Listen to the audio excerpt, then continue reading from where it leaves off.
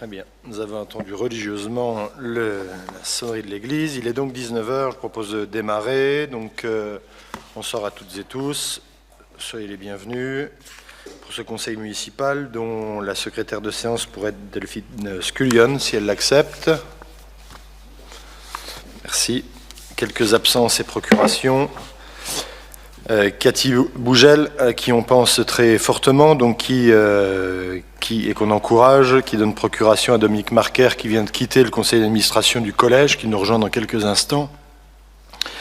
Ce sera le cas de Laetitia Vuillemin, je pense aussi. Romuald Mangeon-Jean donne procuration à Francine Moine. Marie Bergiste donne procuration à Frédéric Chevalet. François Grandvalet me donne procuration. Et Karine Bitsch nous avait averti d'un retard de l'ordre de 15 à 30 minutes. Je commence par le procès verbal de la dernière séance. Est-ce qu'il y a des remarques ou des questions sur ce qui a été retranscrit? Ce n'est pas le cas? Non? Très bien, donc il est adopté. S'agissant des décisions, sur le tableau des décisions, est-ce qu'il y a des remarques là, des questions? Ce n'est pas le cas. Elles sont adoptées. On va commencer avec une affaire importante, c'est le plan communal de sauvegarde et le dossier d'information communale sur les risques majeurs. Ce sont donc des documents obligatoires et que nous travaillons depuis un long moment, puisque le plan communal de sauvegarde et le dossier d'information sur les risques majeurs sont des dossiers difficiles à mettre en place, fastidieux, demandent une grande rigueur. Et donc, nous avons, sous la responsabilité de Céline Valentin, avec l'appui du Centre de gestion des Vosges, pu travailler pendant des semaines, voire des mois, pour aboutir aux résultats qu'on va donc vous proposer. Pour être quand même assez... Je vais laisser Céline Valentin vous faire la présentation, mais je veux simplement, moi, dire, et pour être concis et néanmoins rappeler l'essentiel du sujet, c'est qu'il s'agit là de documents qui sont obligatoires. La préfète des Vosges, il y a quelques mois, avait écrit à tous les maires en rappelant la nécessité d'établir donc ces documents dans la mesure où, dans la survenance d'un certain nombre de risques qu'on va revoir, qui vont vous être listés, il faut que la commune puisse proposer une organisation pour sauvegarder les biens, c'est important, mais surtout les personnes. Et nous avions un document en 2015 qui était quand même très partiel, absolument pas opérationnel, qui ne nous aurait pas permis, en cas de risque important, alors on n'a pas listé le risque de météorite, mais bon, les risques sont quand même importants et divers sur Thaon-les-Vosges. Si en cas d'inondation, en cas de feu, d'incendie dans une bâtisse ou dans un quartier, etc., on n'avait pas si vous voulez, on n'avait pas du tout de modus operandi. Il n'y avait pas la définition de qui fait quoi. Et dans une crise, s'il y a une seule chose qui doit être décrite, c'est qui fait quoi. Parce que faire des listes totalement insipides d'intentions ne sert à rien.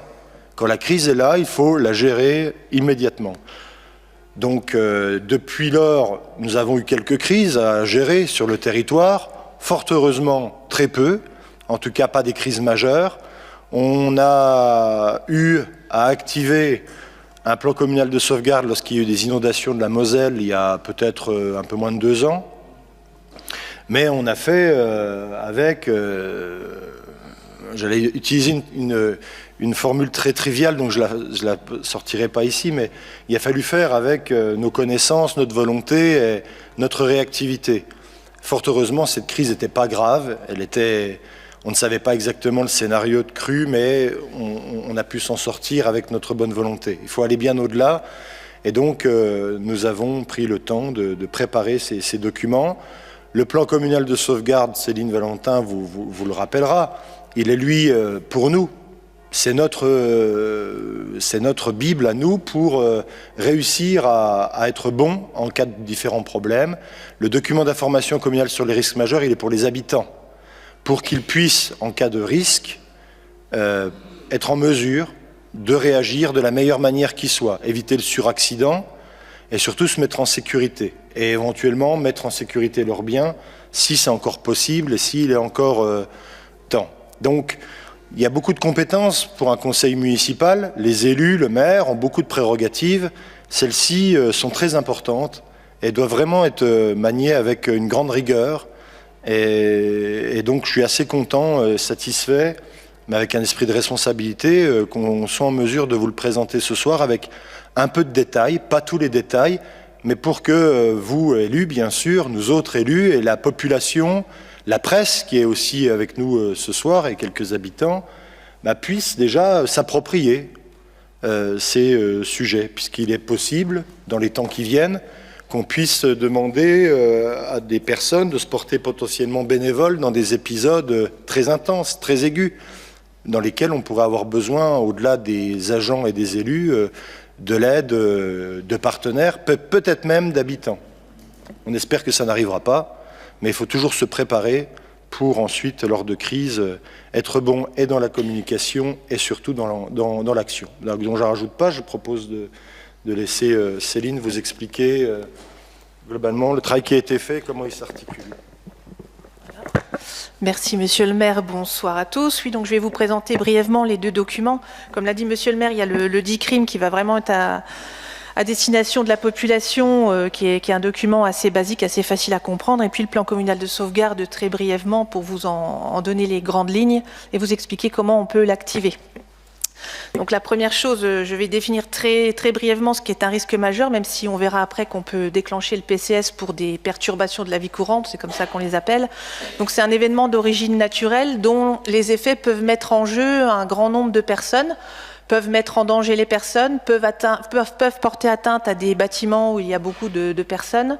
Donc c'est vrai que le risque majeur, dans le département, il est défini. Il y a des risques qui sont définis sur tout le département. Il y a des risques qui sont plus particulièrement définis par commune.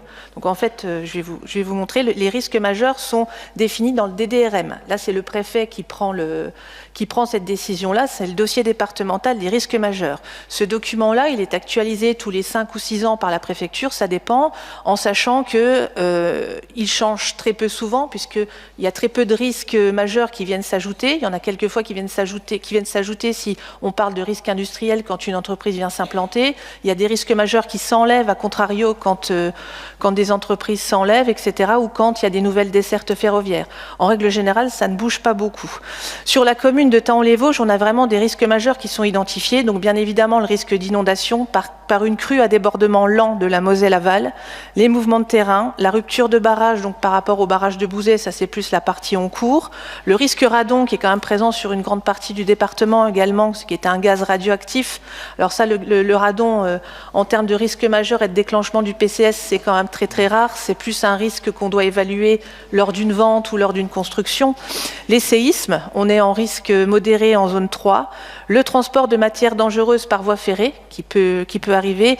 Et on a aussi un risque industriel. Ça, c'est les risques qui sont identifiés que sur plus particulièrement sur la commune de Thaon, et qui viennent s'ajouter aux risques qui sont présents sur tout le département et qui sont des risques vraiment globaux, tempêtes, chutes de neige, feux de forêt, canicules. Alors les engins de guerre, pour le coup, on est tous concernés. Il y avait un article dans le magazine puisqu'on en a retrouvé récemment.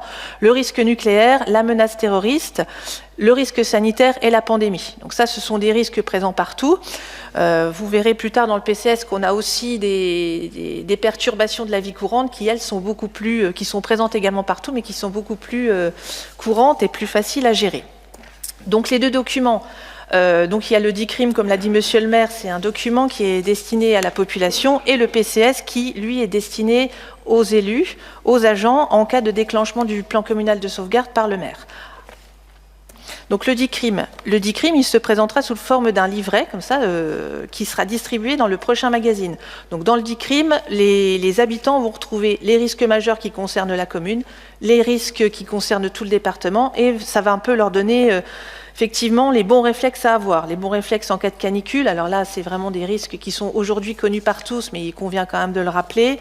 Les bons réflexes en cas de mouvement de terrain, il y a aussi les bons réflexes qui sont rappelés dans toutes les circonstances, dans les gros risques majeurs, par exemple nucléaire, séisme, etc. Des gestes de bon sens comme n'utilisez pas le téléphone. Alors c'est vrai que c'est une des premières choses qu'on a tendance à faire. N'allez pas chercher vos enfants à l'école, etc. Laissez les routes pour les secours. Alors le but, le fait de le distribuer dans le magazine, c'est vraiment pour que la population puisse le garder. Ça a vocation à être lu et connu par tout le monde. C'est très très simple à comprendre, c'est quand même assez concis. On y donne quelques numéros, on y donne aussi des conseils pour se constituer une petite trousse de secours, des conseils pour déclarer aux assurances, pour se faire indemniser.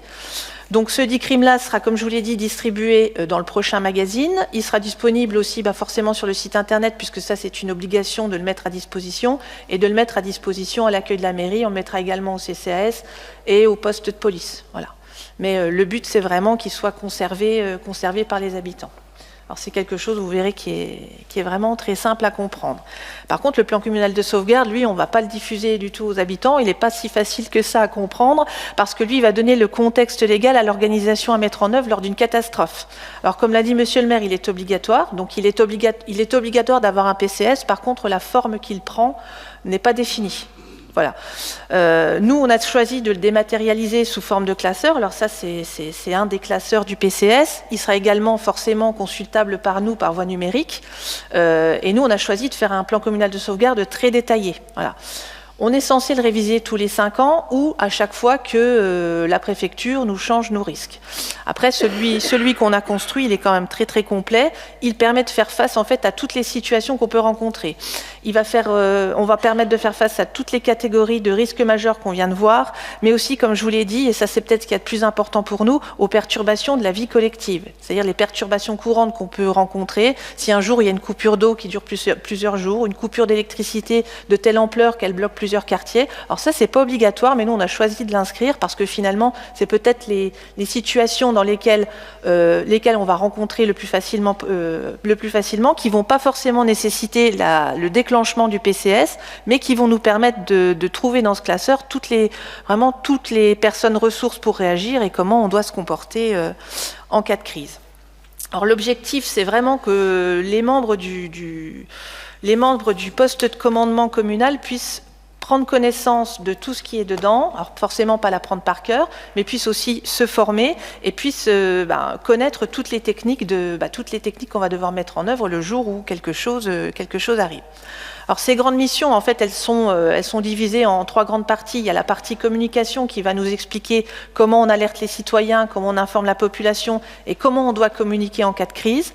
Il y a la partie je dirais humaine, où là vraiment ça va toucher à l'évacuation des sinistrés, comment on doit ou quand on peut confiner une population, comment on doit les accueillir, procéder au ravitaillement, éventuellement les possibilités d'hébergement, comment contacter les familles et vraiment faire un accompagnement qui va aller jusqu'aux démarches administratives après la crise. Et il y a enfin la cellule un peu plus opérationnelle, où là, on va vraiment, dans cette cellule-là, être en soutien aux services de secours, pouvoir faire de la prévention et surtout mettre en place la logistique qui va être nécessaire et qui va être adaptée aux risques qu'on rencontre aujourd'hui, et bien sûr la mise en place de périmètres de sécurité. Donc le plan communal de sauvegarde, nous, je vous l'ai dit, il est matérialisé en classeur et il va comprendre un très grand nombre d'informations que tout le monde ne va pas devoir connaître. Parce que, en fait, le PCS va déjà déterminer comment on doit déclencher, comment monsieur le maire, parce que c'est monsieur le maire qui est responsable du déclenchement du plan communal de sauvegarde. Donc pour commencer, lui, il va avoir une fiche technique avec des cases à cocher. Et quand on arrive à un certain niveau, là, il faut déclencher le plan communal de sauvegarde.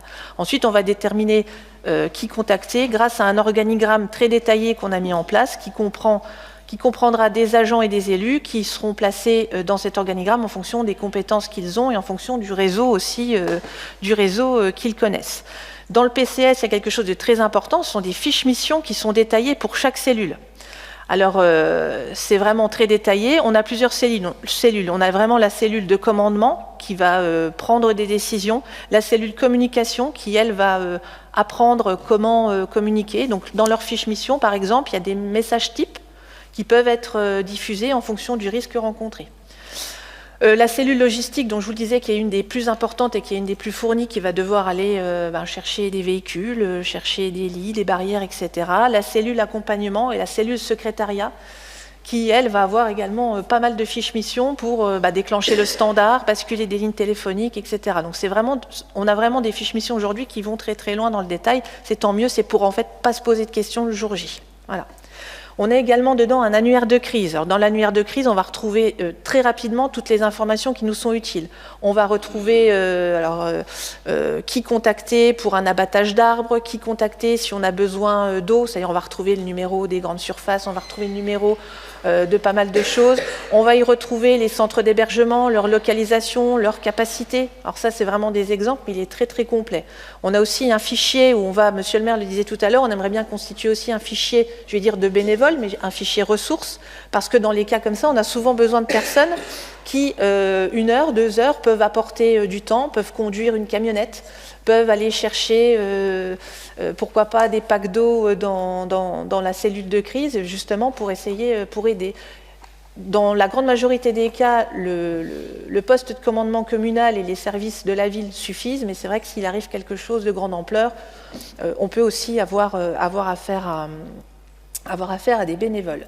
Donc c'est vrai que c'est quelque chose qui est complet, mais qui va s'incrémenter au fil du temps, aussi au fil des changements. Donc c'est un plan communal de sauvegarde sous cette forme qui doit être revu très fréquemment. C'est-à-dire que typiquement, on doit le revoir 1 fois par an minimum, nous, en interne.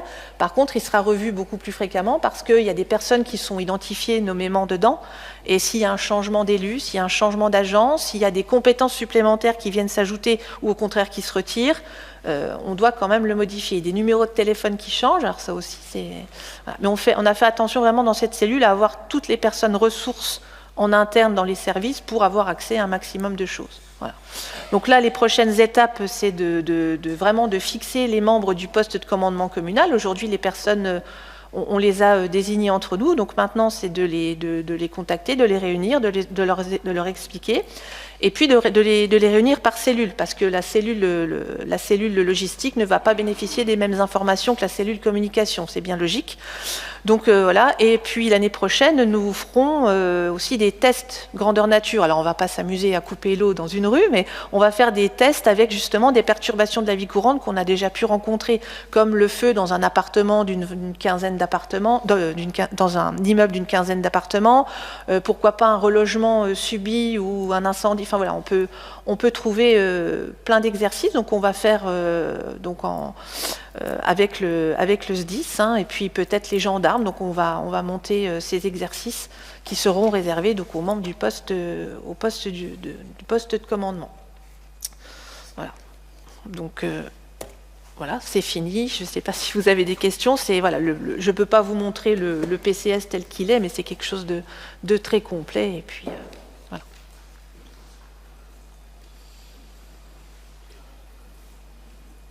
Non. C'est clair. C'est clair. Voilà. Vous verrez si vous êtes appelé prochainement pour faire partie du poste de commandement communal. Pas de remarques, de questions. Très important, crucial. Et ce qui est intéressant, puisque dans la dernière slide que Céline vous a présentée, vous avez pu voir notamment qu'on va peut-être faire des exercices sur des scénarios tels effondrement d'immeubles, incendie dans les immeubles. Ce qui est important de relier aussi, c'est ces actions-là compte tenu d'autres politiques publiques que nous menons. Par exemple, quand on fait permis de louer et qu'on va vérifier l'état des logements, ça permet d'une certaine manière de prévenir les catastrophes. Il y a un texte qui est adopté à l'Assemblée, au Parlement en 2024, sur l'état structurel des bâtiments collectifs. Ça, c'est sans doute quelque chose que les prochains élus vont devoir, le prochain conseil municipal va devoir examiner, qui va sans doute peut-être pas ravir certains propriétaires, mais il y a certains bâtiments qui méritent une attention particulière.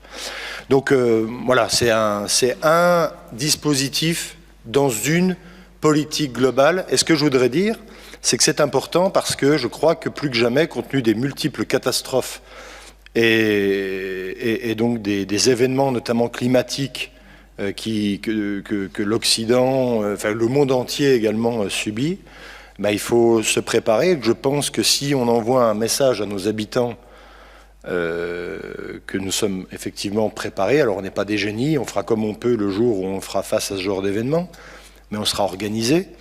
Je pense que c'est aussi des motifs d'attractivité. Je pense qu'aujourd'hui, plutôt que de construire des grandes cathédrales, de faire des grandes promesses, il faut aussi montrer aux gens qu'on se préoccupe de choses basiques qui sont celles quand même néanmoins de la vie et de l'habitabilité d'un territoire. Ça c'est très important et ça le sera de plus en plus. On va revenir à l'essentiel sans doute dans les temps qui viennent. Et donc vous le voyez, alors vous n'avez vu qu'une phase, vraiment une partie très faible de l'iceberg. Hein. Il y a eu un énorme travail, toutes les fiches de fonction sont prêtes, les noms sont prêts, les organigrammes sont prêts, les numéros de téléphone associés, les adresses mail tout ça est déjà prêt. Et donc il fallait évidemment le présenter au conseil municipal pour que non seulement on le délibère, puisque c'est demandé évidemment par la loi, mais aussi pour qu'on en prenne connaissance et qu'on se l'approprie, au moins déjà savoir que ça existe. Alors ça sera dans une armoire avec une clé, tout le monde n'aura pas la clé évidemment, mais la chaîne, la cascade de responsabilité est bien établie. Le maire, DGS, DIRCAB, etc., et ensuite des élus, et ensuite d'autres partenaires, avec des missions courtes, claires, pour qu'en fait on s'éparpille pas dans les moments là. C'est le principal problème dans les crises, c'est de s'éparpiller et d'oublier l'essentiel. Donc voilà ce qui vous est présenté. J'en profite pour remercier Céline qui a fait vraiment un important travail avec les services en lien avec le centre de gestion. Et puis nous rappeler, se remémorer que des crises on en a connues et que si on se souvient bien, on a commencé comme ça. Hein. Souvenez-vous, avant même que le nouveau conseil municipal soit installé, hein, avec le conseil communal de solidarité que nous avions monté, d'ailleurs dans lequel élus de la majorité et de la minorité s'étaient associés dans un élan de solidarité auprès de la population. C'est-à-dire quand on voit aujourd'hui l'état du débat politique dans notre pays, il y a eu des moments où nous, ici, on a montré qu'on était quand même capable de s'unir pour l'essentiel, c'est-à-dire essayer d'aider nos habitants à ne pas succomber à la crise sanitaire. Donc, et là, on a fait comme on a pu, et vous avez vu que sans document, on avait quand même réussi à s'organiser. Mais le mieux à l'avenir, c'est que quand ce genre d'événement survient, eh bien qu'on soit encore un peu plus professionnel, un peu plus préparé, et notamment en disposant de stocks, de matériel, pour faire face à ces événements. Voilà. Je n'ai rien de plus à ajouter. Si vous en êtes d'accord, on va mettre ce rapport en voie. Oui.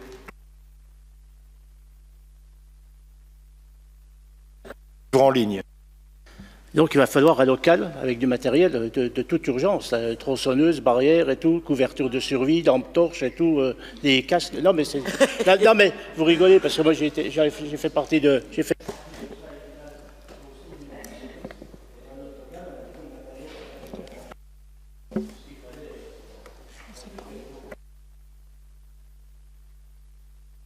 Alors, nous, on aura une armoire PCS dans laquelle on va trouver toutes les informations, les clés. Et dans l'annuaire de crise dont je parlais tout à l'heure, il est indiqué où on va trouver les bottes, où on va trouver les gilets, les gants, etc. Donc, en fait, on sait où se trouve tout le matériel. Tu as parlé de tronçonneuse. On sait aussi dans notre annuaire qui a les habilitations pour tronçonner un arbre, avec le numéro de téléphone personnel, etc.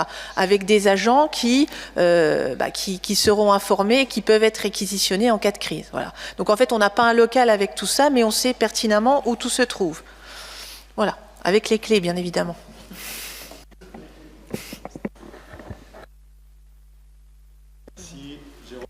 Oui, je pense aussi que par rapport à ce PCS, que nos forces de l'ordre, nos pompiers, PM, gendarmerie sont aussi dans la boucle. C'est pas... Alors, la police, oui, forcément. Après, on va leur communiquer notre plan communal de sauvegarde, on va leur dire qu'il existe, mais on ne pourra pas leur communiquer, puisqu'en fait, c'est notre organisation interne avec des données qui sont individuelles qu'on ne peut pas communiquer. Par contre, ils savent que ça existe. Aujourd'hui, comme l'a dit Monsieur le maire, on réussit à résoudre des crises sans, il n'y a pas de souci, mais eux, ils sauront qu'on est, en tous les cas, on va les informer, ils sauront qu'on est en capacité d'être organisés. On a eu le cas quand il a fallu évacuer un immeuble près de la Rotonde, là, ça s'est bien organisé et on s'est arrangé. Mais effectivement, on va leur dire que maintenant, on est encore mieux organisé.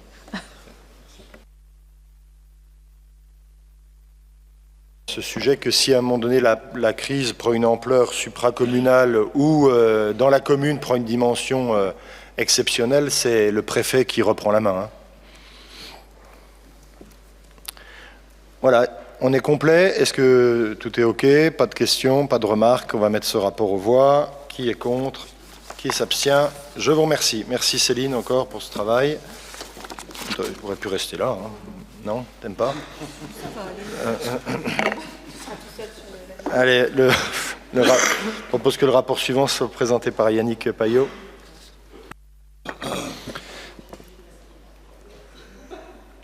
Merci Monsieur le maire, chers collègues.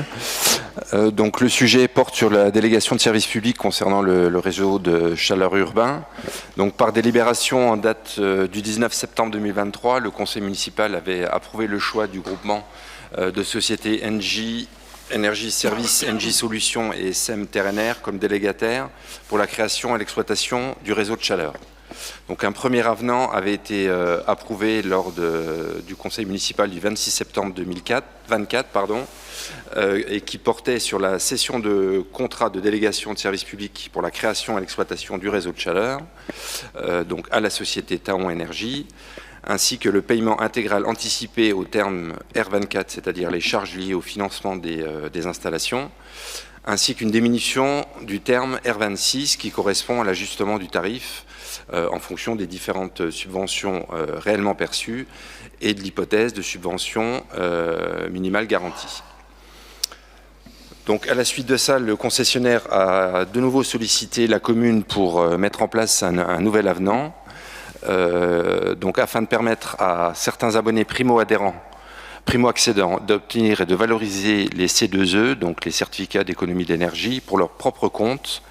Il est donc nécessaire de modifier le contrat actuellement en place de concession en ajustant un certain nombre d'éléments au niveau du statut.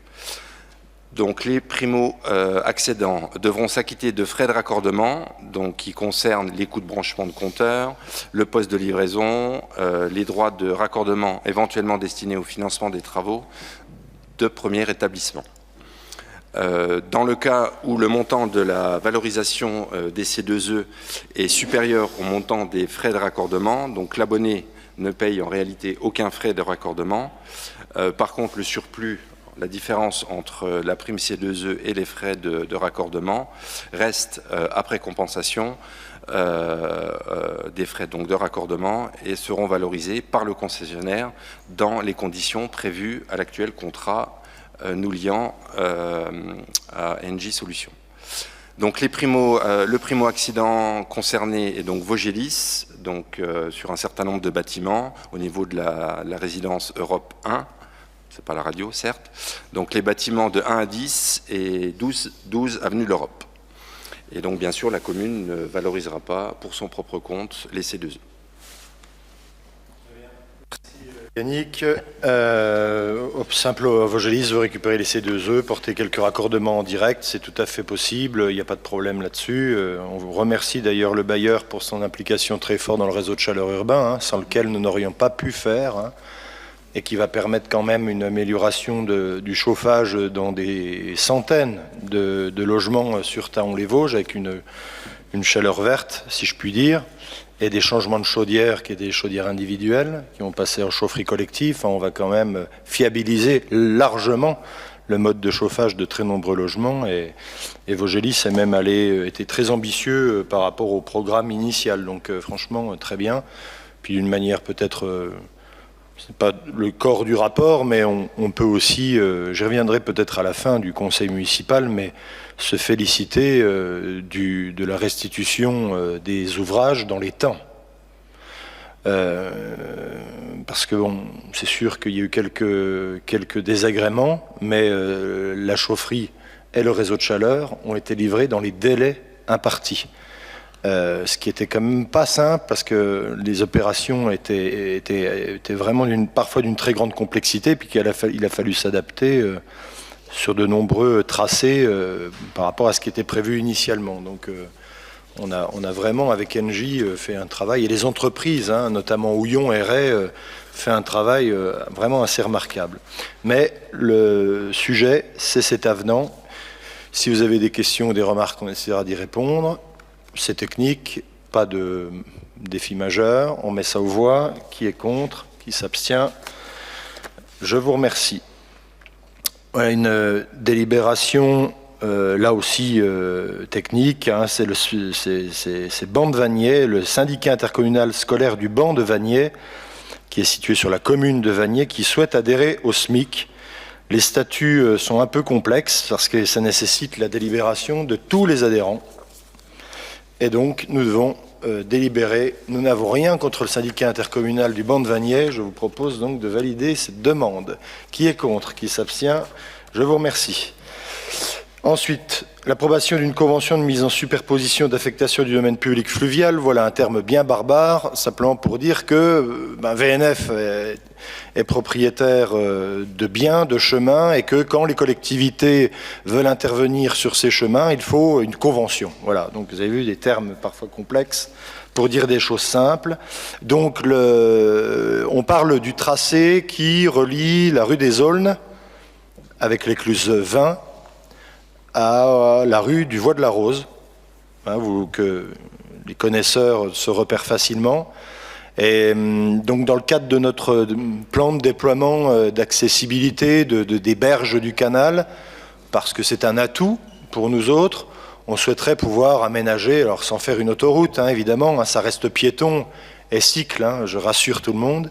Il ne s'agit pas de travaux majeurs, mais il s'agit quand même d'améliorer un peu ce chemin caillouteux avec ces galets qui sont quand même pas très agréables à la marche ou pour les vélos, d'essayer d'améliorer donc ce tronçon de 230 mètres. Pour ce faire, eh bien, il faut une convention avec VNF, puisque si nous faisons des travaux, c'est nous qui devrons bien sûr les payer.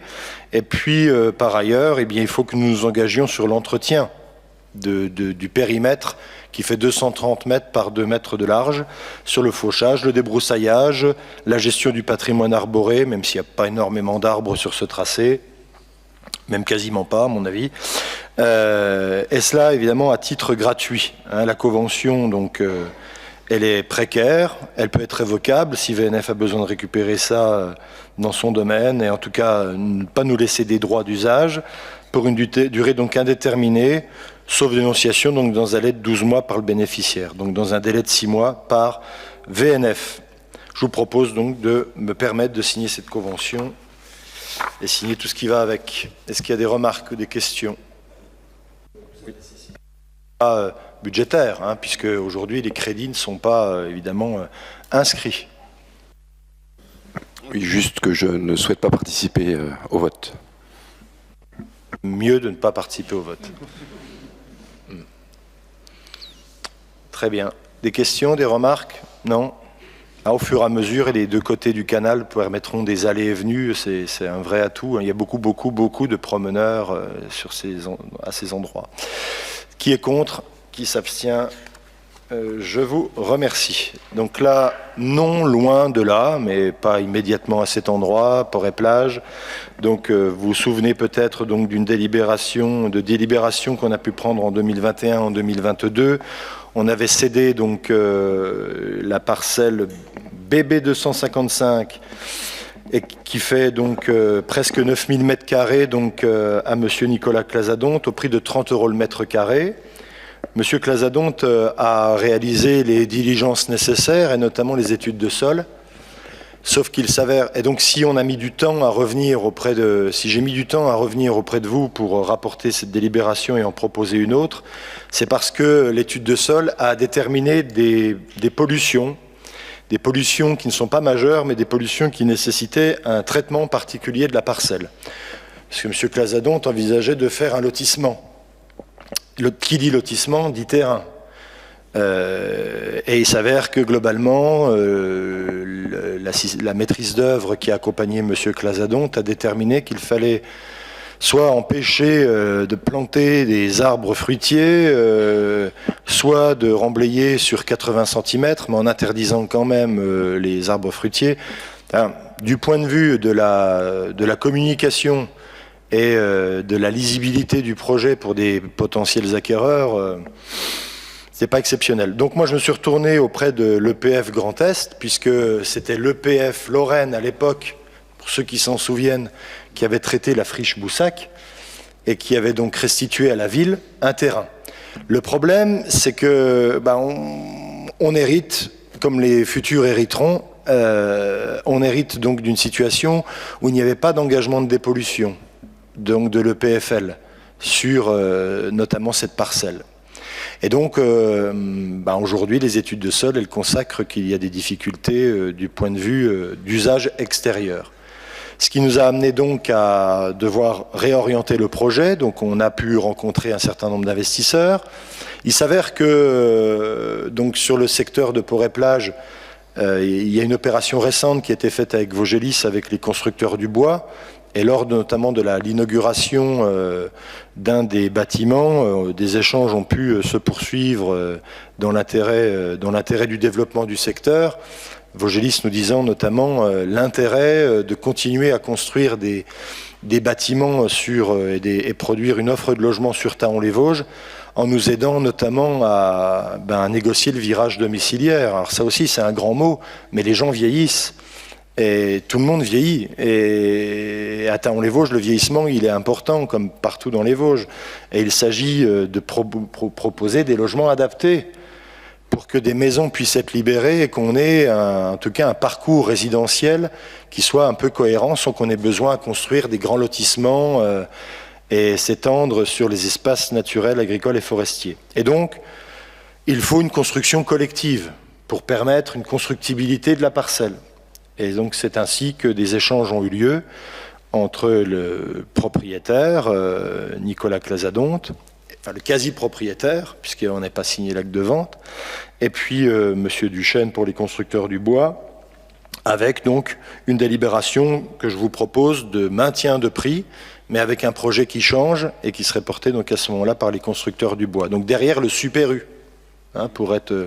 Pour situer encore plus facilement les choses. Donc il s'agirait de construire deux immeubles collectifs qui pourraient réunir à tous deux entre 40 et 50 logements, à l'arrière, juste derrière Super U, voilà, pas loin justement de la bande cyclable.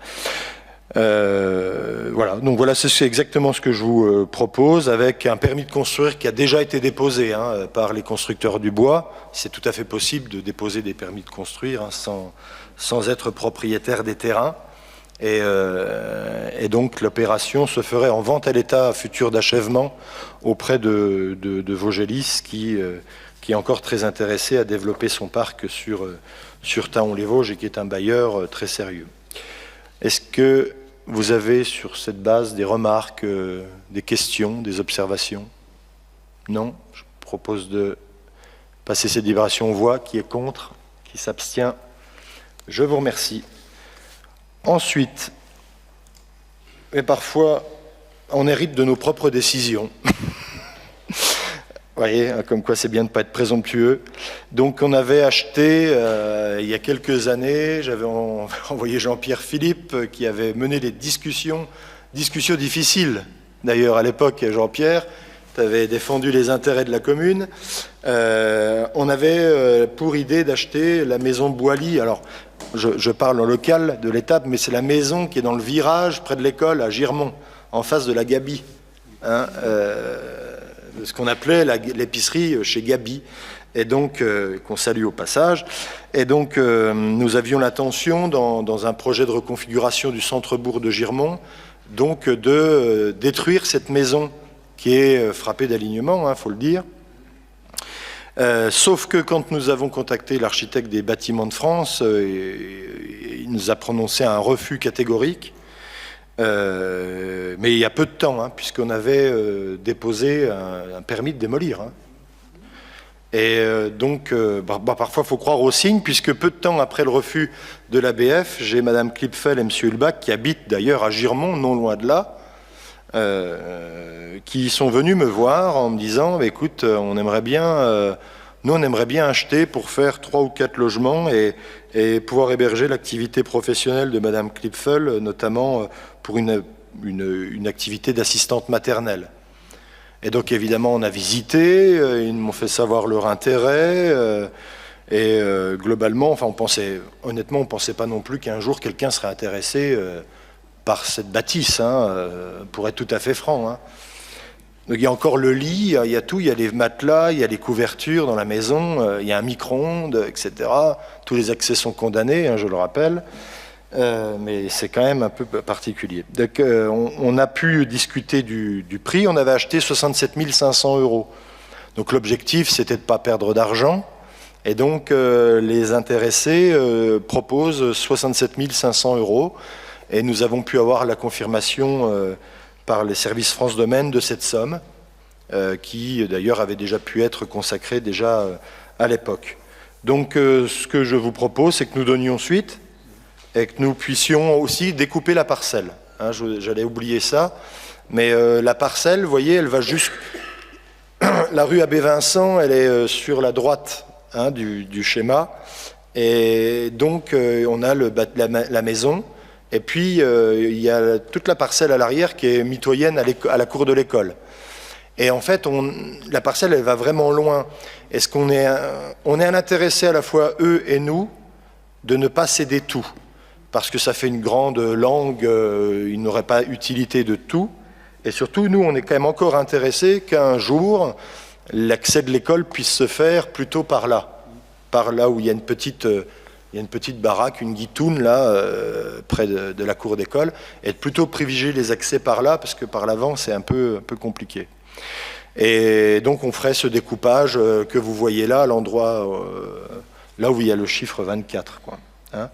Donc c'est 315 mètres carrés et 159 mètres carrés qui s'ajoutent, donc qu'on pourrait sortir du domaine privé communal pour le céder à Madame Klipfel et à Monsieur Hulbach.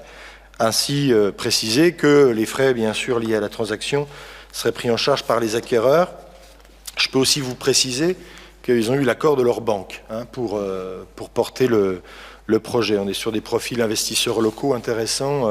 Peut-être même, pourquoi pas, on pourra les stimuler sur d'autres opérations à l'avenir. Voilà, s'agissant de ce dossier. Est-ce que vous avez des remarques, des questions ?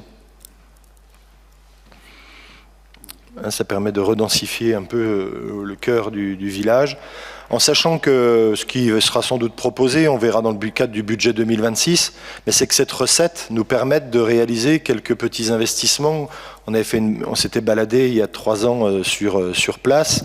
Donc le temps après d'acquérir les maisons, le temps de faire des permis de démolir, on est arrivé 2 ans après.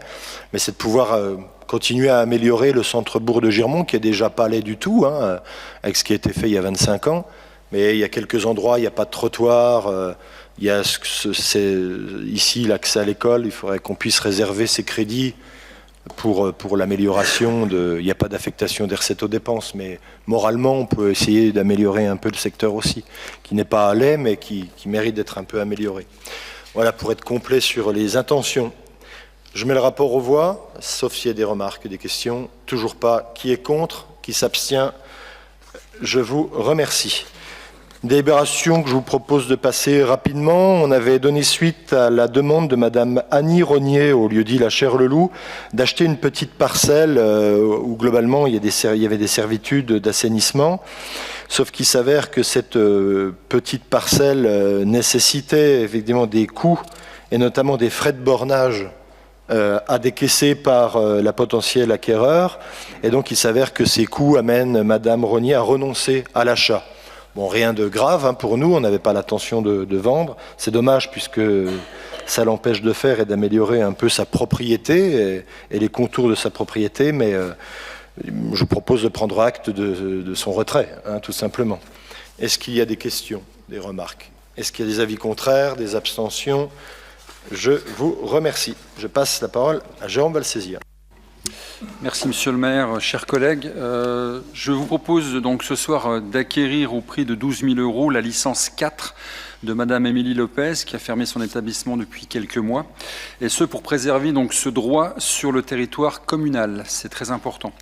Cela permet non seulement de maîtriser la réaffectation future de cette licence, afin de pouvoir la mettre à disposition d'un futur porteur de projet, type restaurateur, aubergiste, mais aussi de stimuler la redynamisation du centre-ville et de renforcer la convivialité locale.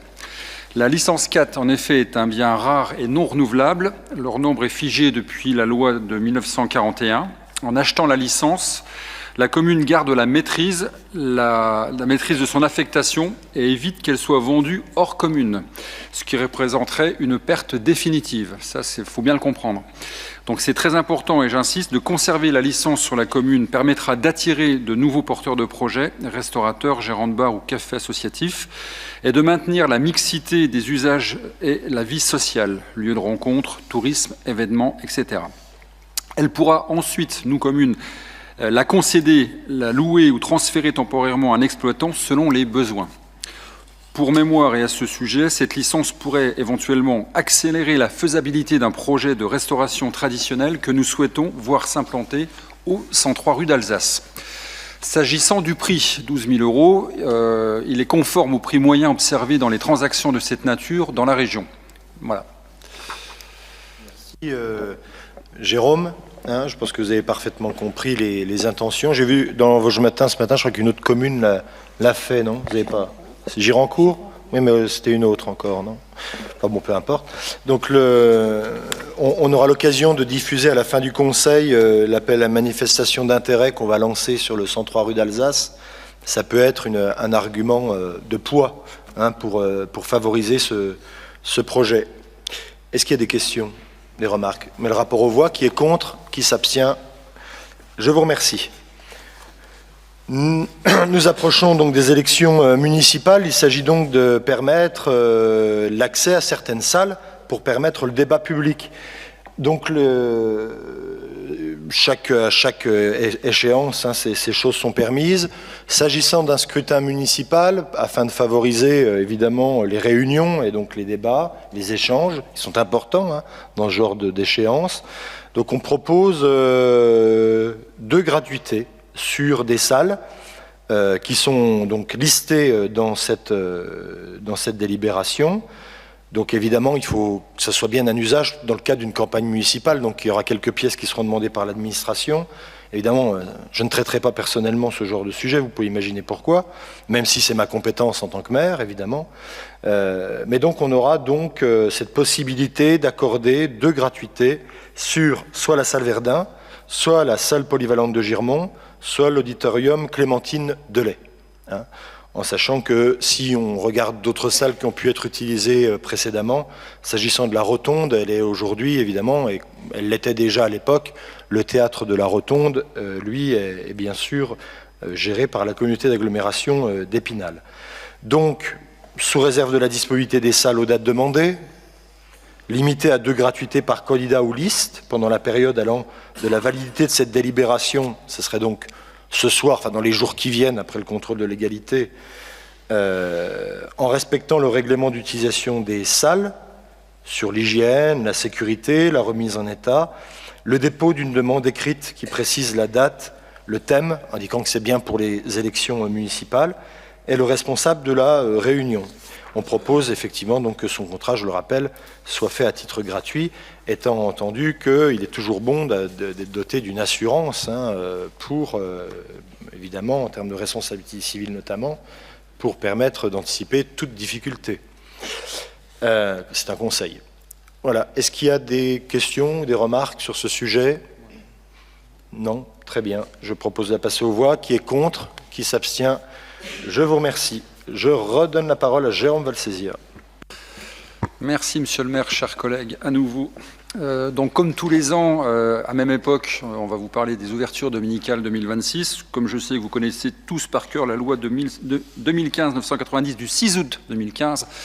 Donc, en gros, dès qu'on dépasse 5 ouvertures dominicales par an, nous sommes obligés de statuer et de délibérer pour autoriser en fait non pas 5 mais ce sera 9 dimanches. Ensuite, bien sûr, du moins c'est un avis puisque la CAE a déjà tranché aussi sur la question. Donc nous, on va vous proposer les 9 ouvertures dominicales suivantes. Le premier dimanche des soldes d'hiver, le 4 janvier 2026. Le premier dimanche des soldes d'été, le 28 juin 2026. 2 dimanches mobiles qui peut être le dimanche 24 2026 pour les parcs enchantés, le dimanche 31 mai 2026 et 5 dimanches pendant les fêtes de fin d'année, le 29 novembre, le 6 décembre, le 13 décembre, le 20 décembre et le 27 décembre. Comme tous les ans, je vous demande l'autorisation, monsieur le maire. Voilà. Merci beaucoup, Jérôme. Est-ce qu'il y a des remarques? Je ne crois pas. Non? On met ça aux voix. Qui est contre? Qui s'abstient? Je vous remercie. Donc, à la demande de... Non, j'ai sauté un truc, moi. Voilà, c'est le RIFSEP. J'étais déjà, moi, sur la modification du tableau des effectifs. Pardon. C'est moi qui a fouillé. Donc, sur demande de la préfecture des Vosges, puisqu'on avait pris une délibération la dernier conseil sur le régime indemnitaire à mettre en place pour les agents sociaux. Et il s'avère qu'à cet égard, le contrôle de légalité de la préfecture des Vosges nous a demandé de renettoyer, de rebalayer, de resynthétiser globalement notre politique en termes de régime indemnitaire des agents de la collectivité. Donc on met le doigt sur la couture et je ne vais pas vous lire tout, mais je vais essayer de vous donner l'esprit donc de cette délibération. En fait, depuis 2017, il y a eu plusieurs délibérations qui sont mises en place pour instituer le régime indemnitaire. Et donc, il est proposé de redonner de la visibilité sur toutes ces dispositions. Ce qui nous permet d'ajouter les agents sociaux dans les bénéficiaires du régime indemnitaire et d'insérer l'emploi de directeur général des services dans le groupe 1 de la catégorie A, puisqu'il faut des catégories et des groupes pour les régimes indemnitaires. Et cette mention était absente de la première délibération de 2017. Je vous passe les visas, je vous passe les considérants, et donc je rappelle que les bénéficiaires, c'est bien sûr les fonctionnaires, qui soient stagiaires ou titulaires. Les agents contractuels de droit public peuvent aussi prétendre à l'indemnité forfaitaire pour les suggestions. L'expertise, c'est l'IFSE. C'est une des parties du RIFSEP, je ne vous refais pas la présentation. Ça, c'est vraiment le socle sur un certain nombre de compétences. J'y reviendrai tout à l'heure. Sur les cadres d'emploi concernés, on a la filière administrative, adjoint administratif, rédacteur attaché territorial. Sur la filière sociale, les ATSEM et les agents sociaux. La filière technique, adjoint technique, agent de maîtrise technicien. Et sur la filière animation, animateur et adjoint d'animation. Il a fallu donc faire, vous voyez le tableau qui est proposé dans la délibération, des groupes. Le groupe 1 avec la direction générale des services, le groupe 2 avec des adjoints qui ont une fonction relevant du groupe 1, adjoint au directeur général des services par exemple, des directeurs de services, chefs de division de services, des chargés de mission avec une certaine expertise. Le groupe 3, c'est plutôt les adjoints de ceux qui sont dans le groupe 2, ainsi que chefs d'unité, chefs de pôle, chargés d'études, gestionnaires comptables. Et le groupe 4, des chargés d'études, des gestionnaires administratifs. Ça, c'est pour la catégorie A. Il s'avère que les décrets nous ont donné des maximums pour l'IFSE, qui est donc lié à une part qu'on ne modifie plus tellement au fur et à mesure qu'il doit consacrer l'expertise des agents, les suggestions de leur poste. S'agissant du complément indemnitaire appelé CIA, c'est plutôt un module qui peut être activé sur performance, sur atteinte d'un certain nombre d'objectifs. Ce que vous voyez donc là, c'est que par rapport, déjà d'une manière générale, par rapport au décret, nous proposons des montants plafonds qui sont en deçà des maximums réglementaires. Il s'agit de la soutenabilité budgétaire des décisions qu'on prend. Et que, notamment, plus on monte, plus on essaye de mettre le curseur sur l'atteinte des objectifs. Vous voyez donc que, par exemple, pour bien comprendre le tableau, là où on aurait pu décider pour la Direction générale des services d'un montant maximum de 42 600 € de régime indemnitaire, il est plafonné à 30 700. Et dans les 30 700, vous voyez qu'il y a une répartition un peu plus importante sur l'atteinte des objectifs de l'année. Et donc vous retrouverez ainsi de suite cette même logique sur le groupe 2, le groupe 3, le groupe 4. Sur la catégorie B, même logique. Sur la catégorie C, même logique. Vous avez la répartition des postes, des fonctions qui sont donc décrites sur chacune de ces lignes, à chaque fois avec cette volonté de possibilité d'accès, vraiment de soutenabilité budgétaire, mais à la fois de valorisation du travail des agents de la collectivité. C'est un équilibre, effectivement, qu'il faut trouver. Vous avez également d'autres précisions par rapport aux critères, puisqu'il s'agit donc de faire preuve d'objectivité pour attribuer les primes. Et donc, vous avez la grille de notation qui est jointe à cette délibération, avec des éléments liés à l'encadrement, le nombre de collaborateurs encadrés, le niveau de responsabilité sur les projets, le conseil aux élus, ça c'est pour la partie encadrement. Sur les technicités et l'expertise, on va parler de niveau de difficulté du poste, de polyvalence, de rareté de l'expertise, des connaissances requises, de l'autonomie. Et puis sur le troisième groupe, les suggestions particulières et le degré d'exposition de certains postes au regard de l'environnement professionnel. On est plutôt sur les réunions tardives, le travail sur écran, le remplacement d'un supérieur hiérarchique ou d'un agent absent, le travail avec des enfants, le travail en extérieur, la conduite de véhicule, le bruit, etc. Je ne vous donne pas toute la liste, elle est ici décrite pour qu'on puisse bien entendu relever la parfaite objectivité, même si bien sûr la parfaite objectivité c'est jamais possible, mais en tout cas la plus grande objectivité s'agissant donc de ce sujet. Est-ce que vous avez des questions ou des remarques sur cette délibération? Si vous n'en avez pas, je la mets aux voix. Qui est contre? Qui s'abstient? Je vous remercie. Donc on en arrive à la modification du tableau des effectifs. Pour une raison précise, nous avons la possibilité de proposer des avancements de grade au titre de l'année 2025. On y tient, ça fait partie de la politique de ressources humaines d'une collectivité, de savoir promouvoir ses agents, notamment lorsqu'ils sont méritants. Et donc c'est ce qui pourra être fait si, bien sûr, nous permettons par la délibération d'ouvrir des postes. Donc il s'agit d'ouvrir un poste d'adjoint technique principal de première classe à temps complet, à 35 heures, et un poste d'agent de maîtrise principal territorial à temps complet, également à 35 heures, en sachant qu'on aimerait pouvoir procéder à 3 avancements de grade et qu'il y a un grade qui était déjà disponible dans notre tableau des effectifs, donc on n'a pas besoin de l'ouvrir. Voilà. Si vous en êtes d'accord, on peut délibérer dans cette voie. Est-ce qu'il y a des avis contraires, des questions, pardon, d'abord, des avis contraires, des abstentions? Le rapport est adopté. Merci. Je passe la parole à Jean-Pierre Philippe.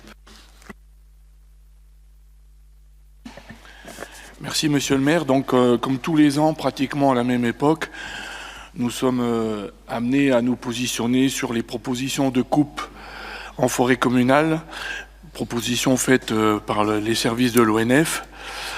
Donc, je vous propose de fixer comme suit la destination des produits de coupe. Il y en a beaucoup, mais je vais vous les ventiler après, je vais vous expliquer. Donc les parcelles 11, 16, 25, 29, 33, 101, 107, 109, 110, 111, 112, 127, 136, de 201 à 208, puis la 210 figurant à l'état d'assiette proposée par l'ONF pour l'exercice 2026. Donc je vais vous expliquer les ventilations. Première ventilation, donc les parcelles 11, 16, 33 qui sont situées le long du parcours de santé. 107, 109, 110 qui sont une partie proposée donc au Launois. Donc on propose donc cette vente grumes façonnées pour la campagne 2026-2027 et le partage des houppiers et des petits bois aux affouagistes. La deuxième ventilation, on revient sur le Launois, là, donc parcelle 101, 112, puis au Volotte, la 127 et la 136 qui, elle, est scolitée. Donc, c'est une petite parcelle, mais les arbres commencent à tomber chez les voisins privés. Donc, il faut qu'on intervienne. Puis de 201 à 208, c'est l'emprise qu'on est obligé de faire pour la future desserte sur Oncourt. Si je reviens sur le Launois, donc, on a été obligé de couper en plusieurs morceaux parce que la 101 et la 112 sont dans la zone de protection du Milan. Il y a des nids qu'on appelle habités, donc on ne peut pas malheureusement les laisser à des affouagistes à cause des délais impératifs d'exploitation. Donc toutes les parcelles que je vous ai nommées donc, seront vendues sur pied à un professionnel. Puis restent les dernières parcelles, donc 25-29, qui sont à droite de la route qui va en cours, et la 111 qui est à nouveau sur le Launois, et la 210 qui est autour du relais de communication sur Encourt, qui sont ce qu'on appelle des petits bois. Donc ça serait une première éclaircie pour aérer la forêt. Donc ces parcelles-là seront donc partagées entre affouagistes. Donc comme d'habitude, on propose de laisser l'ONF le soin de fixer les découpes dimensionnelles, de répartir l'affouage par feu et de désigner ou de reconduire les garants qu'on a depuis quelques années, donc Gilles Mathieu, Jean-François Yernard, Lionel Périol, Daniel Salmon, Jean-Noël Marquer, ainsi que Patrice Volquin. Et on est obligé de fixer des limites, des délais d'exploitation et de vidange des bois, donc à peu près comme l'année dernière, on met les petits bois qui doivent être vidangés vers le 15, enfin mi-juin, et les houppiers idem. Bon, on n'est pas non plus trop restrictif si la météo, bien sûr, ne permet pas de sortir les bois en temps et en heure. Bien entendu, on peut accepter un délai supplémentaire. Et de fixer les montants de taxes d'affouage, donc à 9 € comme depuis quelque temps pour le bois sur pied, et 45 € pour le bois livré aux habitants. Merci Jean-Pierre. Daniel Salmon.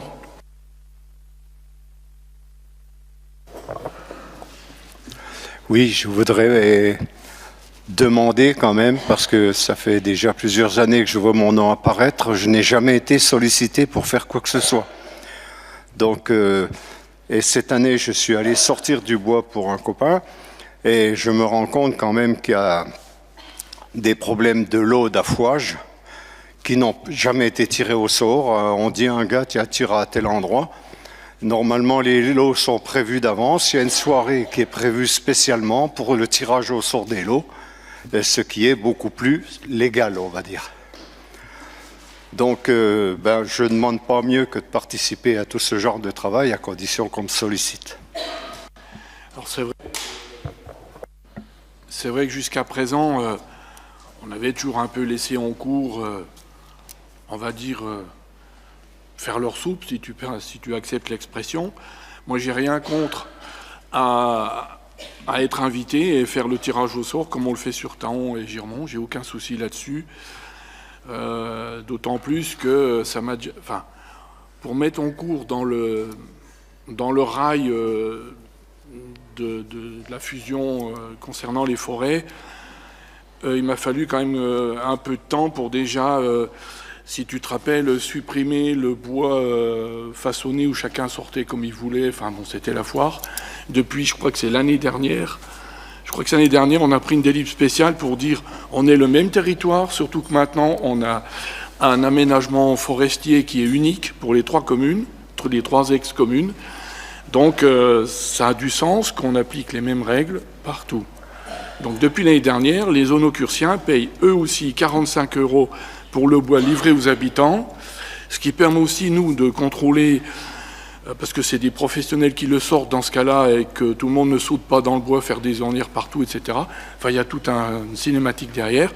Moi, je suis le premier intéressé à venir chez vous et je voudrais juste rajouter pour terminer là-dessus, c'est que j'ai commencé depuis l'année dernière à centraliser un fichier pour noter, comment on va dire ça, les affouagistes qui s'inscrivent et non pas recevoir un bout de papier, voilà, qui...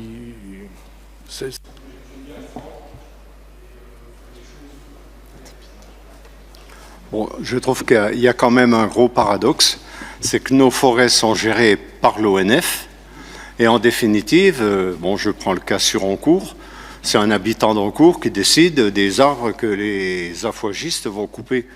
C'est complètement illégal. Moi, je me suis occupé de ça pendant 15 ans avec le garde forestier qui était présent et on allait ensemble faire les marquages, mais je ne me suis jamais permis, moi, de décider on va couper celui-là, pas celui-là. C'est le travail de l'ONF, ça. Oui, enfin, là, tu m'apprends quelque chose. Je ne suis pas sûr que ça se passe comme ça, où les gens marquent les arbres comme ils veulent. Ça, j'y crois pas trop. Bon, il y a peut-être des soucis nocursiens entre vous, mais moi, je suis tout à fait disposé à faire appliquer les mêmes règles pour tout le monde sans problème. Merci pour les précisions. Les villages, plus c'est petit, plus c'est compliqué. Et en l'occurrence, je suis assez bien informé des difficultés relationnelles entre certains onocursiens et même de certains reproches par rapport à des gestions anciennes qui auraient été meilleures que les gestions plus récentes. Je pense que le mieux, c'est effectivement de continuer la trajectoire qui est imprimée par Jean-Pierre Philippe. Ça prend du temps parce que les habitudes, elles ont la peau dure, notamment en forêt, notamment quand on ne vous voit pas faire, notamment quand on n'est pas forcément toujours sur place, parce que c'est très difficile d'y être en permanence. Mais en tous les cas, moi, c'est bien parce que ça permet de préciser qu'il faut continuer.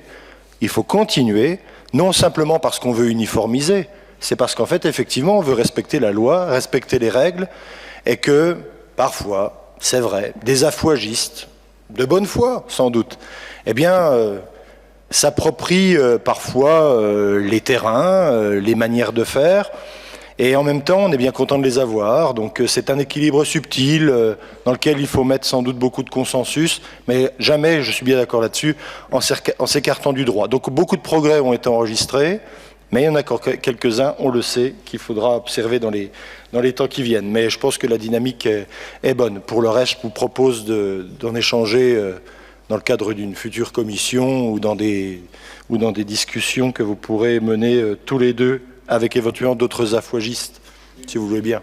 Hein, voilà, on met ce rapport aux voix. Qui est... Oui. Je ne participerai pas au vote. Oui, Dominique Marquer ne participe pas au vote pour des raisons que vous avez imaginées. Qui... Oui, Daniel, oui, mais on n'est pas obligé d'annoncer les non-participations au vote. On a consigné également que Daniel Salmon ne participait pas. Donc, qui est contre? Qui s'abstient? Je vous remercie. Je laisse la parole à Dominique Marquer. Merci, Monsieur le maire. Donc, on vote une convention d'objectifs annuelle avec l'association TZ-CLD 88. L'association Territoire Zéro Chômeur de longue durée a pour objet de faciliter le développement du droit à l'emploi sur le territoire de la commune de Thaon-les-Vosges. L'association est également garante de la dynamique territoriale et assure la liaison avec le comité local pour l'emploi de Thaon-les-Vosges. Elle facilite et harmonise, fédère l'action de l'équipe projet et du comité local pour l'emploi de la commune de Thaon-les-Vosges. Elle est garante de la synergie du territoire, notamment au niveau des moyens et de sa stratégie pour atteindre l'exhaustivité et garantir la supplémentarité des emplois. L'association est représentée par son président ou une personne désignée par le bureau au sein du comité local pour l'emploi de Thaon-les-Vosges. Le projet de Thaon-les-Vosges a été labellisé en janvier 2023 par le fonds d'expérimentation dépendant du ministère du Travail. Il est donc proposé de valider aujourd'hui la convention de soutien à l'association Territoire Zéro Chômeur de longue durée 88 au titre de l'exercice 2025 avec une subvention de fonctionnement de 7 500 €. Un deuxième volet concerne l'accompagnement des personnes privées d'emploi accompagnées hors du champ de l'expérimentation TZ-CLD, c'est-à-dire pour les personnes privées d'emploi depuis moins d'1 an. Il est donc proposé d'octroyer une subvention de 6 000 € qui correspond à un objectif de 40 personnes accompagnées au cours de l'année. Merci Dominique. En sachant qu'on se bat aussi tous dans le cadre des discussions budgétaires, enfin des discussions, du cafouillage budgétaire national, pour essayer de ne pas voir notre belle expérimentation être menacée. Donc on est tous liés dans ce travail important qui est vraiment ingrat. Et néanmoins, j'en profite pour remercier, puisque je viens d'avoir l'information hier, que la demande que nous avons exprimée auprès de la préfecture des Vosges, donc d'obtenir un volontaire territorial en administration, qui va nous permettre de peut-être améliorer encore la coordination donc, de notre travail vers l'emploi sur le territoire de Thaon, a été donc validée. Donc on va obtenir un volontaire territorial en administration dont l'objectif sera de lier les structures d'insertion par l'activité économique, de travailler au développement des activités. Donc on peut en être reconnaissant vis-à-vis de l'État et de la préfecture qui nous a suivis. Et je n'étais pas vraiment sûr qu'on puisse l'obtenir. Donc l'État local est toujours, toujours présent. Voilà, parce que c'est plus dur dès qu'on parle sur la strate nationale. Voilà, donc sur ce sujet, est-ce qu'il y a des questions, des remarques auxquelles Dominique pourrait vous répondre? Non? Très bien, bah écoutez, je mets ça aux voix. Qui est contre? Qui s'abstient? Merci beaucoup. Ensuite, donc quelques attributions de subventions que je vous propose, si vous en êtes d'accord. Avec le même fonctionnement habituel que je ne vous rappelle pas dans le cadre donc, de l'accès notamment à la rotonde. Donc, pour l'association La Grande Fabrique, qui est déjà intervenue il y a 2 ans et qui intervient sur plusieurs événements au sein de Thaon-les-Vosges, proposer une attribution de subvention de 3 500 € pour le programme de manifestations en cours et à venir, dont leur participation à la cérémonie des diplômés 2025, au vœu 2026. Ils avaient participé également à d'autres séquences, fête de la musique, etc. Pas cette année, l'année dernière. L'association des beignets râpés, 2100 €, qui correspond à la prise en charge de location de la rotonde pour l'organisation du chapitre 2025, où d'ailleurs ont été intronisés 3 de nos collègues, je crois. Vous n'avez pas mis votre distinction, non? Moi non plus. Le Estaon athlétisme, 1800 € pour la prise en charge de la location de la rotonde dans le cadre de la ronde hivernale 2025. 2500 inscrits en quelques heures. Extraordinaire. Alors, on va demander patience aux habitants, parce que la gestion des stationnements va être un sujet, évidemment, puisque les dernières, il y avait 1700 participants. Il y en a 2500.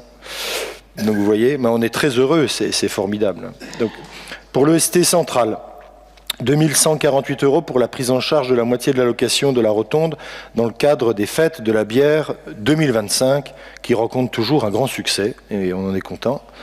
S'agissant du centre social, 2840 € pour la prise en charge d'une partie des frais de la location de la rotonde dans le cadre du lancement des semaines de la parentalité, notamment sur les violences ordinaires, qui était vraiment très intéressant et qui a rassemblé plus de 300 professionnels vosgiens.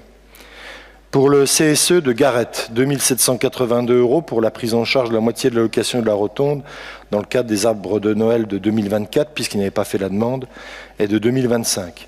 Pour la Société coopérative des artisans du bois, 2400 € pour la prise en charge de la moitié de la location de la rotonde. Pour l'Assemblée générale 2025, qui est un grand événement. Et l'Union des associations de Thaon, 4160 € pour la prise en charge de location de la rotonde dans le cadre de l'organisation du marché de Noël de 2025. Tout ça étant, bien sûr, sous couvert de la maîtrise budgétaire la plus stricte, puisque nous sommes dans le cadre du compteur, entre guillemets, donc de 60 000 € annuels dont nous disposons dans le cadre des attributions de compensation. Enfin, sur un registre analogue, le Estaon pétanque nous demande pour la période hivernale donc de couvrir les loyers qu'il décaisse. Donc depuis la mise en place de ce bail, la commune verse à le Estaon pétanque la subvention qui est d'un montant équivalent au montant du loyer versé. Et donc la demande pour 2024 n'avait pas été suivie d'effet. Et donc il est proposé de couvrir la charge de 2024 et la charge de 2025 pour une somme supérieure avoisinant les 5 000 € à peu près. Voilà. Est-ce que vous avez des remarques ou des questions sur ces propositions? Tissu associatif vif, notamment, qu'il va bien falloir penser à soutenir dans les mois et les années qui viennent, je pense. Voilà. Est-ce qu'il y a des remarques? Non, pas de questions. Je mets ce rapport aux voix. Qui est contre? Qui s'abstient? Je vous remercie. Je vous propose une décision modificative technique. En section de fonctionnement, nous avons des amortissements complémentaires à inscrire pour prendre en charge les amortissements de biens acquis. 32 946 €. Il faut donc diminuer le virement à la section d'investissement pour équilibrer cette affaire pour la même somme. En section d'investissement, vous trouvez donc 298 € de dépenses pour prendre en charge les écritures liées à l'acquisition à l'euro symbolique de 2 parcelles. En recettes, les amortissements de subventions peuvent être augmentés de 298 €. Et les amortissements qui sont en dépenses de fonctionnement sont inscrits aussi en recettes d'investissement. Et c'est donc la même somme de 32 946 €, le tout s'équilibrant donc de la manière dont on l'a démontré. Enfin, pour les résidences seniors, nous avons besoin de 1 000 € de plus pour l'entretien des bâtiments publics, avec des loyers donc également qui permettent une inscription supplémentaire de 1 000 €. Je précise que tous les logements sont occupés et que nous sommes toujours en voie de vente avec les constructeurs du bois pour une somme qu'on a délibérée il y a maintenant quelques années. Voilà. Est-ce que vous avez des questions ou des remarques sur ce rapport? Je me vois qui est contre, qui s'abstient. Je vous remercie. Ensuite, une ouverture anticipée de crédit vous est proposée pour que nous puissions continuer à fonctionner avant le vote du budget 2026. C'est l'occasion de préciser, et c'est important, que je vous propose que nous adoptions, en tout cas que je vous propose d'adopter le budget 2026 avant les élections municipales. Il existe parfois de faux débats en disant il ne faut pas voter le budget avant parce qu'il faut laisser l'équipe qui gagne proposer son budget. Je rappelle simplement que les élections municipales vont se dérouler le 15 mars et que dans le cadre d'une année électorale, il faut rendre les budgets avant le 30 avril. Alors imaginez dans toutes les hypothèses, alors équipe en place, soit nouvelle équipe, bonjour pour voter. Bon, on l'a fait encore pire, nous, au mois de. Souvenez-vous, en 2020, c'était pas simple. Il y avait un changement d'équipe. Donc là, s'il y a un changement d'équipe, il faut que c'est difficile de voter un budget en quelques semaines, surtout quand on n'y connaît rien. Donc, c'est pas facile, je veux dire. C'est pas une moquerie. Je dis simplement que c'est pas facile de prendre en charge une situation. Donc il s'avère que avant le vote du budget, il faut que nous puissions ouvrir des crédits pour continuer de fonctionner. Donc c'est la même chose à peu près que l'année dernière pour le fonctionnement. On permet d'engager les dépenses. S'agissant de l'investissement, il faut une liste.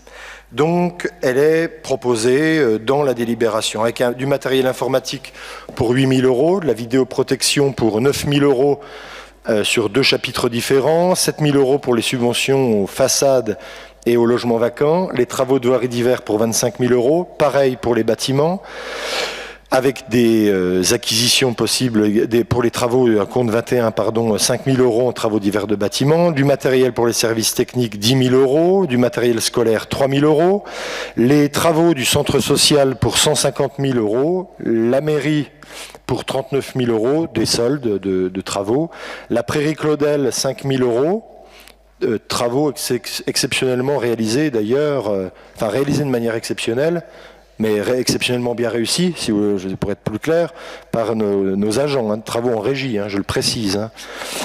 Pour les squares, places et placettes, 10 000 €, notamment pour permettre de payer les factures du réaménagement de la place Saint-Brice, le petit square devant. Charité, 5 000 €. Rue de Lorraine, 300 000 €, puisqu'on a des factures qui tomberont en janvier. Rue des Aulnes et rue du Tac, ou fin décembre, et on ne pourra plus avoir les crédits ouverts en investissement. Rue des Aulnes, rue du Tac, 100 000 €. Voie d'Îlet, 45 000 €. L'opération de revitalisation territoriale, 40 000 €. Les études diverses, 6 000 €. J'ai ajouté, je crois que vous n'aviez peut-être pas dans le rapport, la rue de Lorraine et la rue des Aulnes et rue du Tac, puisque depuis quelques heures, nous savons que les situations n'arriveront pas avant mi-décembre. Et on a jusque mi-décembre pour payer les factures d'investissement. Donc on pourra les payer en janvier, si elles arrivent en janvier, ou d'ici fin décembre. Voilà, donc pour les crédits de paiement liés aux autorisations de programme, ils sont ouverts à hauteur des montants restants à payer. Ça, c'était une bonne délibération que nous avions prise. C'est des plafonds, évidemment, d'engagement. On n'est pas obligé de les consommer, mais ça permet, évidemment, une ouverture en cas de besoin. Voilà, donc je vous demande de me permettre d'autoriser l'ouverture des crédits. Est-ce qu'il y a des questions, des remarques? Pas de questions, pas de remarques. Qui est contre? Qui s'abstient? Je vous remercie. Je vous propose, je sais c'est désagréable et je m'en excuse, mais nous avons eu très récemment les notices de l'État sur les subventions au titre de la dotation des équipements des territoires ruraux. Et donc, comme on a eu la notice que récemment, on est prêt que depuis encore moins récemment, pas plus récemment, de proposer les plans de financement, parce qu'ils sont impératifs. L'État nous les demande pour pouvoir instruire les demandes d'aide.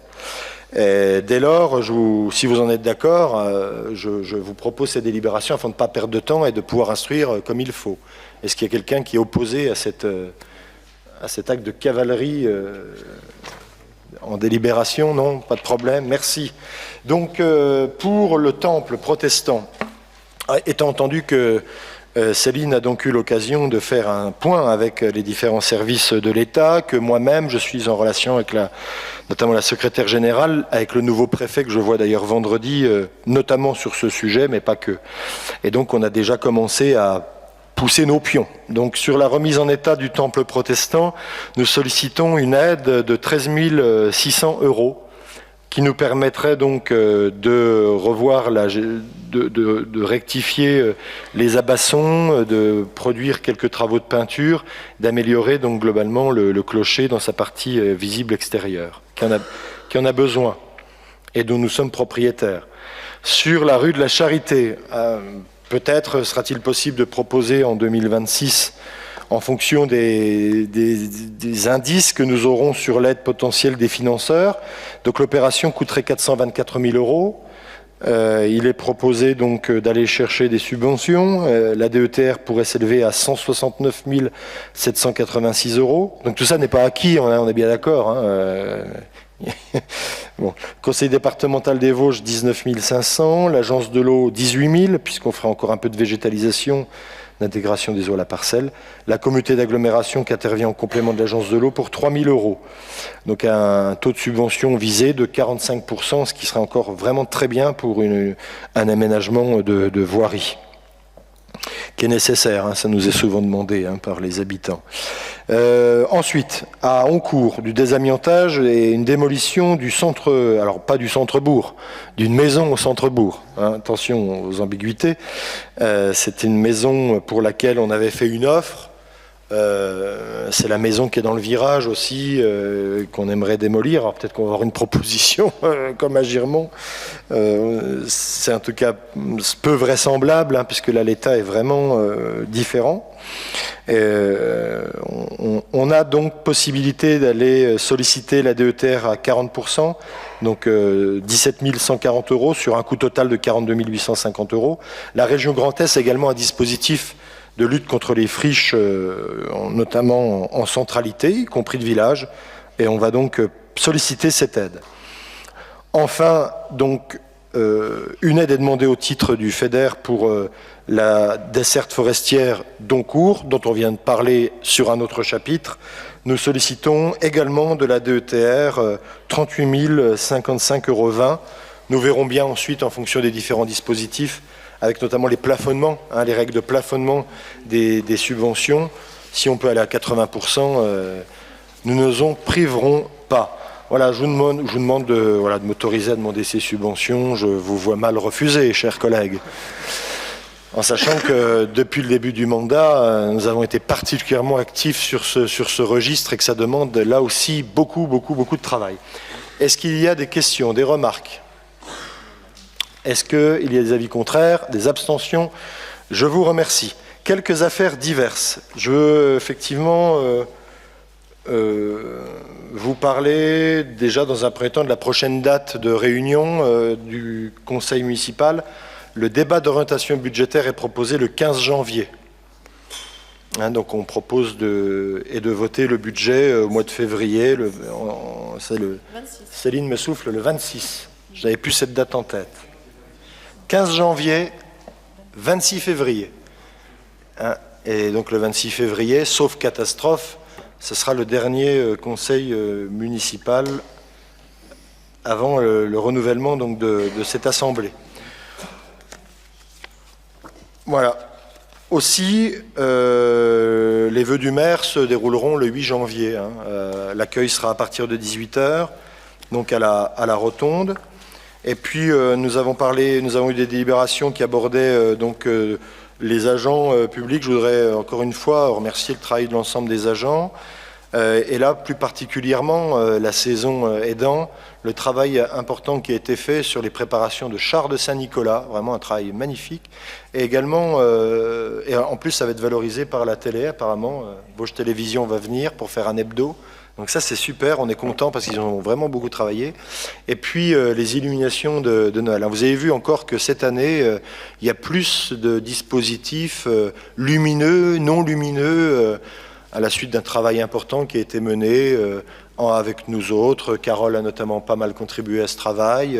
Les services se sont beaucoup appropriés par eux-mêmes aussi cette volonté. On voit que ça y est, les visions sont coordonnées. Et là, il y a un travail, quand ça va être allumé, ça va être superbe, hein, vraiment magnifique. Ils sont très très fiers en particulier des évolutions sur le parc de la Rotonde, qui souhaitent qu'on puisse voir très prochainement. Donc félicitons-les, remercions-les pour leur engagement et vraiment pour ce travail de très grande qualité. Hein. C'est vraiment avec beaucoup d'authenticité et de sincérité qu'on les remercie. Même si certains disent, oh, c'est leur travail. Il faut être un peu, des fois, prendre un peu de hauteur avec tout ça. Voilà. Et puis, il y a l'appel à manifestation d'intérêt hein, qu'on aimerait partager. On a quelques slides. Pourquoi? Alors, c'est important que vous le sachiez. C'est aussi important qu'on puisse le diffuser, puisque le conseil municipal est quand même toujours regardé par beaucoup de monde. Hein, je sais pas, il y a des fois 3000, 4000 vues. Il y a peut-être des fans qui regardent plusieurs fois, mais je pense qu'il y a quand même pas mal de monde qui regarde. Pas des fans du maire, des fans du conseil municipal. Bon, je suis pas sûr, mais bon. Et donc, c'est une belle fenêtre, c'est une belle vitrine pour ce projet. Donc, Jérôme a tout à l'heure parlé donc de la licence 4 que vous avez autorisé donc d'acquérir. Merci, parce que ça va être un véritable atout supplémentaire. Donc, on évoquait l'installation souhaité. Hein. Il y a aujourd'hui, on a accueilli des prospects. On a proposé d'abord, d'ailleurs, effectivement, aux restaurateurs de Taon hein, d'éventuellement se positionner. Pour l'instant, ça ne semble pas être le cas. On a d'autres restaurateurs du secteur qui sont venus, qui ont passé un nez. Maintenant, il est temps de passer une étape supplémentaire en appelant l'intérêt de potentiels investisseurs. Donc, vous voyez la fresque de l'Ederlin. C'est parce que c'est à l'arrière, pas à l'étage, parce qu'il y a un logement, mais au rez-de-chaussée, à l'arrière de la rotonde, que vous voyez là, que se trouve donc l'ancien cabinet médical d'Antomède, qui accueillait médecins et dentistes, qui sont depuis à la maison de santé. Et certains ont pris leur retraite. Donc, bon, je passe assez vite sur la slide qui rappelle quand même l'attractivité de Taon, qu'on retrouvera dans des documents, ça c'est très important. Ville vivante, attractive, en mouvement, les équipements publics, il faut rappeler globalement ce qui se passe ici, le nombre d'événements. On a mis 250, mais Aurélien, je crois que c'est 300 événements par an. Hein. 300 événements par an, quand même à Taon. Hein. Tout le monde se relève les manches. Ville, secteur associatif, privé, il faut que ça continue. Donc cette nouvelle offre de restauration au cœur de ville, elle consiste donc à une implantation en plein centre-ville. On a on le disait, Jérôme le disait tout à l'heure, on a 2 offres de restauration. Le Bergamote qui fonctionne bien, Fleur de Thym dont l'installation est probante. Ce sont les vraies offres de restauration. Après il y a du dépannage avec les kebabs, etc. Bon c'est bien, mais nous on n'a pas trop envie d'en voir de nouveau s'installer. On est clair, hein, c'est pas la peine de tortiller. Il y a le McDonald's, on est très content également de cette implantation, mais on aimerait bien une restauration traditionnelle, type brasserie, donc au sein de la ville. On est convaincu du potentiel de l'endroit. On y allait plusieurs fois avec Jérôme, on y allait plusieurs fois avec Cédric Bernardin, on y allait avec l'Union des métiers de l'industrie et de l'hôtellerie. On est convaincu de ce potentiel, qui est en plein centre-ville, qui est près de tous les services publics, des commerces, des flux piétons, dans un lieu qui d'ailleurs c'est un peu rassérénéré hein, depuis le début du mandat. Il y a quand même pas mal d'installations de commerce dans le coin. C'est quand même assez sympathique. Nous, on a demandé à l'EPFGE donc de porter l'acquisition et de porter un certain nombre d'études. Donc là, on a déjà fait une partie du boulot. On a immobilisé l'endroit pour se le réserver. Donc il y a 190 mètres carrés exploitables avant travaux. Le bâtiment, il offre un potentiel exceptionnel. Alors peut-être qu'on exagère un peu, un très gros potentiel, mais on vend notre ville, on y croit. possibilité de démolition pour créer de larges ouvertures. Donc vous voyez, et ça c'est important, le bâtiment, c'est vrai qu'il est un peu bizarrement fagoté. Quand on le regarde comme ça, c'est sur la gauche, là où c'est marqué plan actuel, c'est l'entrée par la rue d'Alsace. Et en fait, le biais que vous voyez là, c'est la façade Lederlin. Et en fait, il y a eu on le voit, on a mis en partie orangé une création potentielle de terrasse privée, parce que ça, c'était l'extension. Il y a eu une extension il y a quelques années qui est un peu étroite, donc ça pourrait rester comme ça. Ça pourrait faire l'objet d'une terrasse, vous voyez, pourquoi pas un peu vitrée, ça pourrait être sympathique. Des jardins mitoyens à acquérir avec un propriétaire à côté qui a l'air assez d'accord. Il y a l'assureur à côté qui est donc présent, AXA, pour ne pas le citer. Et donc l'ouverture sur la façade qui serait possible sur le domaine public. Une ouverture sur la rotonde peinte par M. Hasman est envisageable. Donc ensuite, je le répète, on souhaite une activité de restauration traditionnelle, brasserie, lieu de consommation, espace de vie, un endroit où on a envie de se retrouver, comme dans les autres restaurants de Taon. Une offre culinaire simple, qualitative et soignée, parce qu'on cherche à rencontrer des gens qui vont nous expliquer ce qu'ils veulent faire. Donc nous, une offre culinaire simple, qualitative, soignée, accessible au plus grand nombre. Les prix d'Américains à Taon-les-Vosges, ça marchera pas. Mise en avant de produits frais de saison, une valorisation des circuits courts quand cela est possible, l'approche responsable et durable. Et donc tout ce qui est restauration rapide, on aime bien les exploitants de kebab, mais on en a suffisamment, on n'en veut pas plus. Voilà. Donc toutes les coordonnées sont données. Bien sûr, c'est Cédric Bernardin à la porte d'entrée qui fait un très bon travail et qui sera donc effectivement le contact privilégié à ce titre. Ce qu'il faut dire, c'est qu'on est assez ouvert, on en a beaucoup parlé, on est assez ouvert sur globalement l'étendue du projet.